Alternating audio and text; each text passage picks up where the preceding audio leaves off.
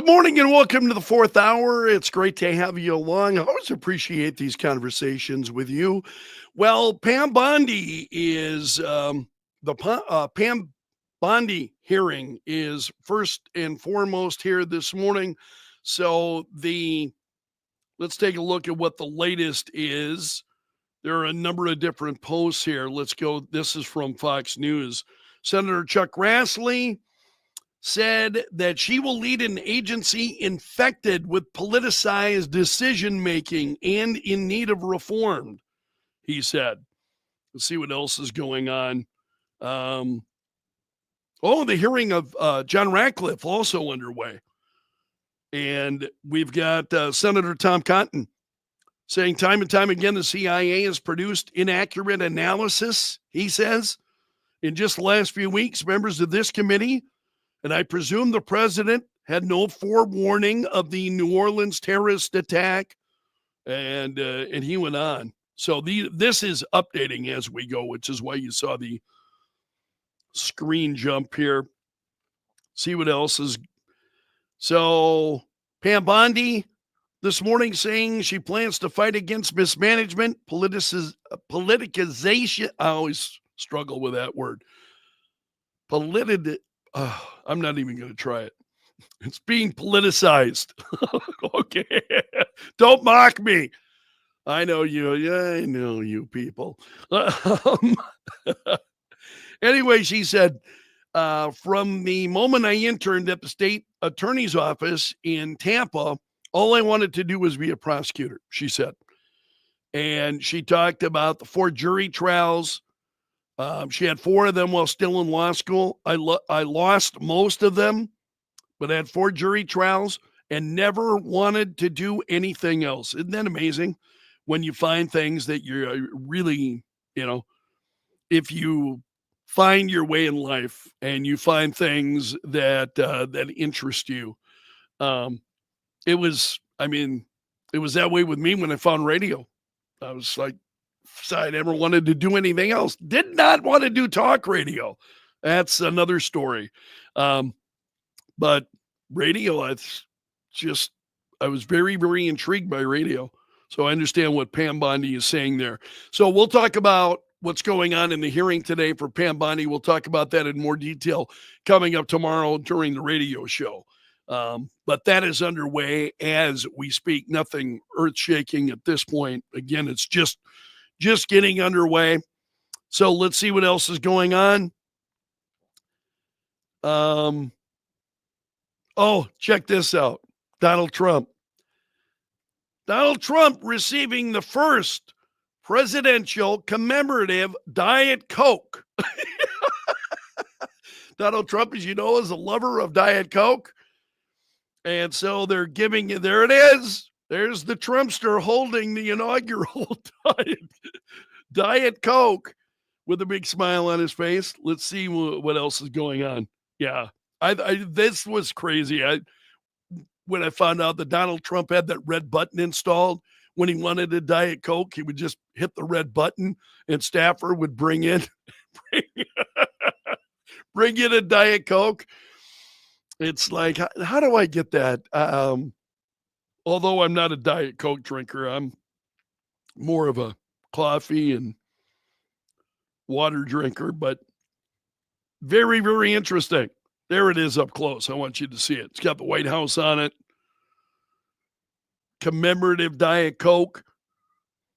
And so Trump's deputy director of communications said, tonight, President Trump received the first ever presidential commemorative inaugural Diet Coke bottle from the chairman and CEO of Coca-Cola, James Quincy. So that is pretty cool. What would you want if you were okay, let's pretend you're the president of the United States. What would you want? Steve, you got to tell me something I don't know. Totally aware of this. Unfortunately true of a number of Democrats, unfortunately. And I don't mean, and I meant this very sincerely when I said it on the air this morning. I watched the hearing for Pete Hegseth yesterday, and I watched portions of it. And you had Senator Elizabeth Warren. You have Senator Mazie Hirono doing the most insipid, stupid things ever, insane. And it's just like, again, I think those who are waiting for the Democratic Party to wake up following this election, not going to happen. That they are as sound asleep, I think, as we have ever seen. So Denise says she wants a button for a diet too. I appreciate that, Denise. Thanks very much. All right. I used to be a big Coke drinker. For a long time, I was a Coke Classic. Coke Classic, man. And I just don't drink that much soda anymore. Very little soda at this point. Steve is saying of Democrats here, they need to regroup. You think that's going to happen, though? Do you believe that will happen? Don't think so. I'm not holding my breath about that. Also, there was a story involving Mark Zuckerberg. This is coming from the Federalist. Zuckerberg's rebrand of Facebook's role.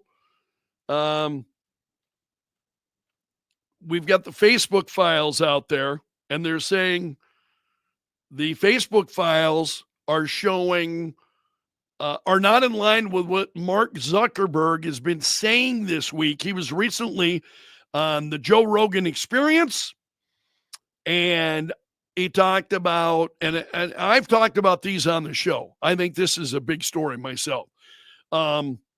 And I hope you feel the same way. I think anytime you're on the Joe Rogan Experience and anytime you're out there representing Facebook, pretty important. Zuckerberg suddenly really forthcoming with all of this stuff.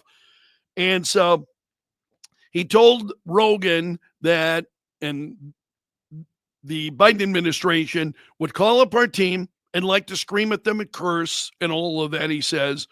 And basically just got to the point where we were like, no, we're not going to take down things that are true. That's ridiculous. So Rogan said, did you record any of those phone calls? I want to listen, Rogan says.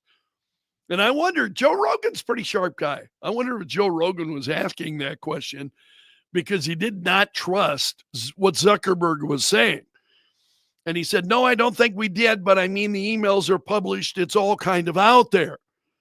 Indeed, it is out there because communications that were published by Representative Jim Jordan exposed several instances when Facebook caved in the face of temper tantrums that the Biden administration was throwing.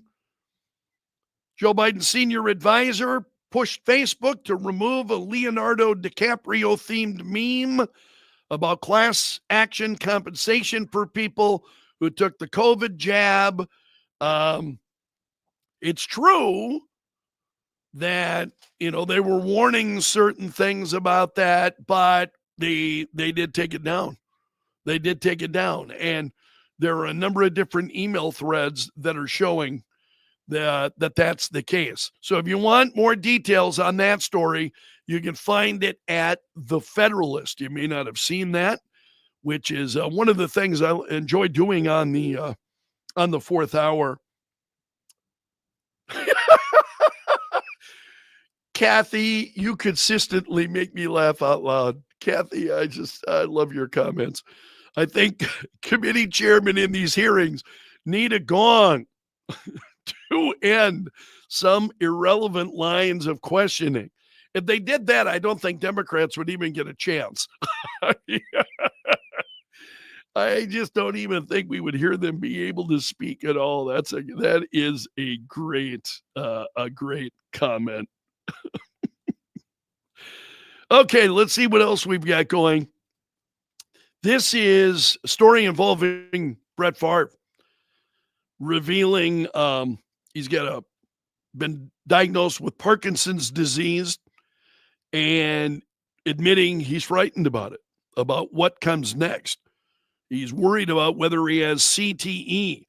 So Parkinson's causes your movements to slow down, tremors, balance problems, um, among other issues. And so he said there's always a fear of what happens next and what's the next step. And then they're sharing the story about another player had CTE when he died. And so Favre said that was really frightening. Makes me wonder what the future brings for me. I always feel for those who are, getting a diagnosis of that kind. And as you watch folks go through that, um, it's really troubling. There was one other story this morning that caught my eye. This story is trending. Let's go to USA Today. The FDA wants food companies to put nutrition labels on the front of packaging. Why? Well, what? Do we really need to ask the question why? Let me ask you. They want to put nutrition labels on the front of the packaging. Why do you think that is? Do you need to be told why that is? Man, people in the legacy media just have no respect for you. You must be an idiot. I mean, or is this the headline writers? They have absolutely no respect for you. Why? So I might see it, maybe, because so many of us are. How many times have you? I found this interesting. So they want nutrition labels on the front. And here's the photo, of course, on the side.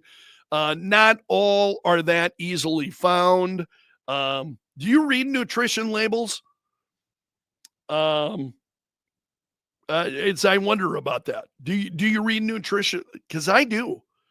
And there was a day when, and I'm likely to have said this on the air a number of years ago, I never read nutrition labels.